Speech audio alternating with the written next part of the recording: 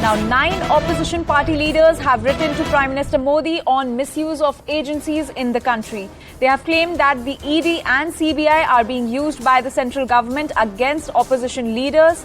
BRS Chief Chandrasekhar Rao, JKNC Chief Farooq Abdullah, TMC Chief Mamta Banerjee, NCP Chief Sharad Pawar and Shiv Sena's Uddhav Thackeray have expressed their concerns over the deteriorating image of central agencies.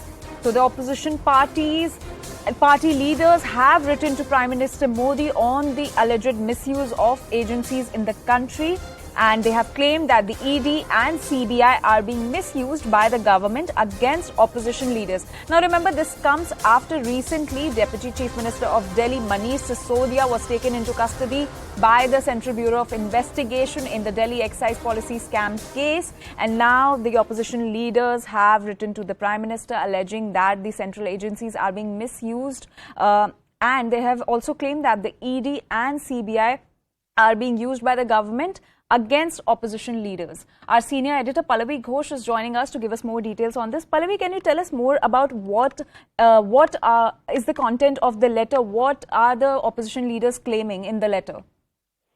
So in that detailed letter, they've been making the same point which they've always been making, which is the ED and the CBI and other investigative agencies are selective when it comes to their investigations. They are only used specifically to target the opposition leaders, and clearly to the context of what happened recently with Misuse Sisodia. This letter, we are told, was written yesterday to the Prime Minister. 9 of those opposition parties wrote it. So they're saying that these investigative agencies are misused only to target the political opponents, and not just that. They don't even look at, for example, the allegations which are there against the BJP leaders. And in fact, the BJP is now emerged as a washing machine. Specific mention is made of the Assam Chief Minister Hemanta Biswa Sarma, who was facing charges. But, nothing has been pushed. No investigation has taken place in his case ever since he joined the BJP. Pallavi, also, can you tell us which all parties were part of in writing this letter to the Prime Minister concerning the central agencies? It's very interesting that 9 of the opposition parties are there, which include the Trinamool Congress, KCR's BRS, the Aam Aadmi Party, the Samajwadi Party. But I think what it really needs to be pointed out and stands out is that the Congress is conspicuous by its absence.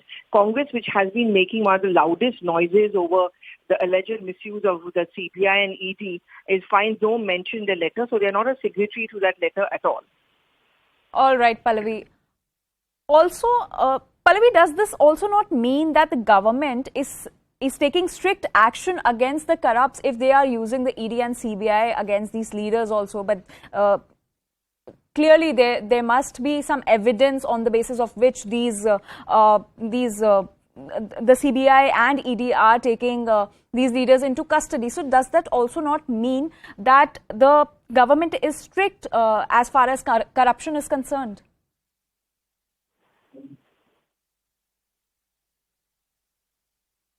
Our correspondent Shireen is with us on the story. Shireen, can you tell us more about this letter that has been written by the 9 opposition parties? And does that also not mean that the current central government is taking strict action against the corrupts?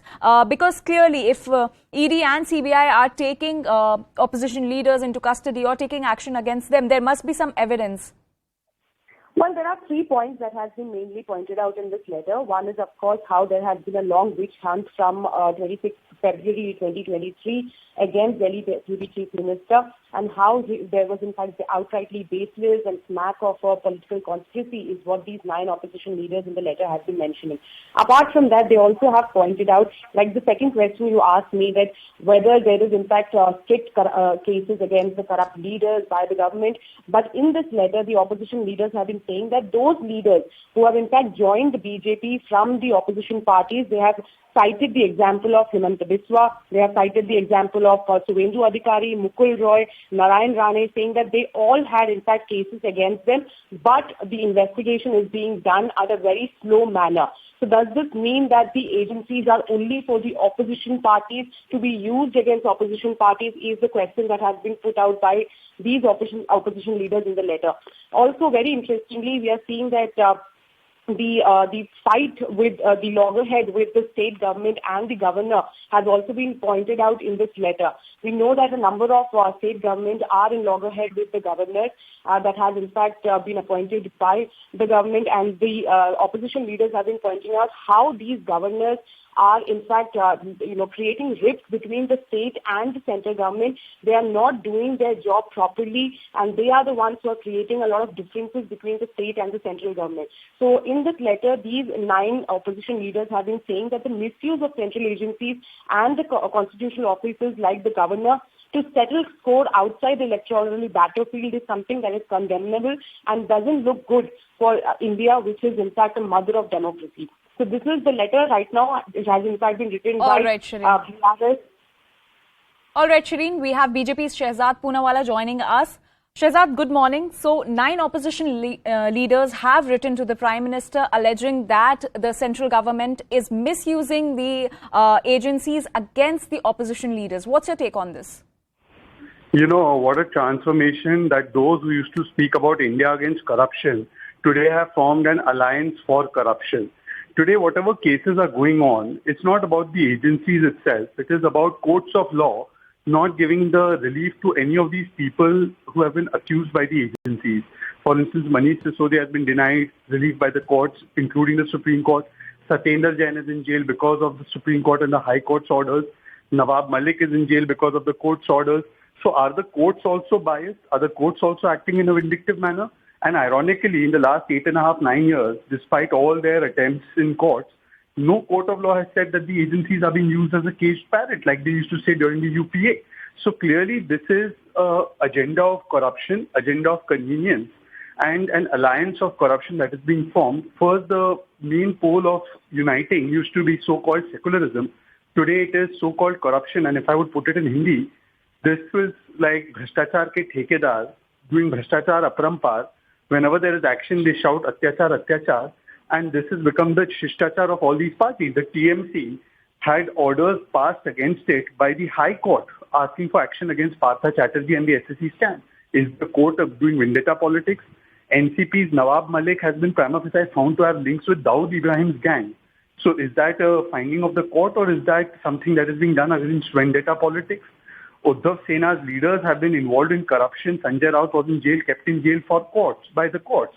Manish Sisodia is in jail because of the courts. So instead of introspecting on these actions of corruption they have done, today they are doing protection and justification of corruption. Shehzad, also the opposition leaders have also made a big claim saying that that these investigative agencies don't take action against those leaders who have quit opposition parties and joined BJP and have corruption allegations against them. If they have the proof against any leader, they should go and file a complaint in court of law, or in their state government, they can file a proceeding on corruption, because corruption doesn't have any jurisdictional bar.